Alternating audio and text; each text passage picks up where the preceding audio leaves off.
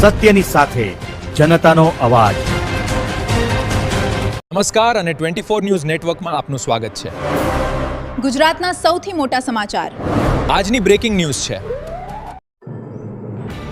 શિવરી ગોધરાવાળા હનુમાનજી મંદિરે હોમ હવન મહાપ્રસાદ યોજાયો।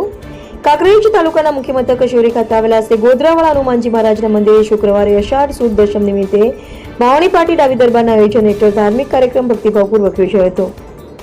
કાર્યક્રમ અંતર્ગત સવારે વિદ્વાન પંડિત શ્રીરામભાઈ જોશી તથા શાસ્ત્રી હરેશભાઈ જોશીના વૈદિક મંત્રોચ્ચાર વચ્ચે વિધિવત પૂજા અર્ચના આરતી અને હોમ હવન કરવામાં આવ્યો હતો।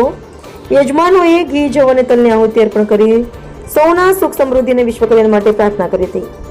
આ પ્રસંગે શિવરીના સરપંચ શાંતુભા ડાબી, જીભાભાઈ દેસાઈ, રોકેટ શ્રી ડીકે નાભી, ડેલિગેટ અટુભા ડાબી, યુવાગ્રણી મનુભા ડાબી, અરવિંદસિંહ ભટ્ટેસરિયા સહિત મોટી સંખ્યામાં ભાવિકો ઉપસ્થિત રહ્યા હતા।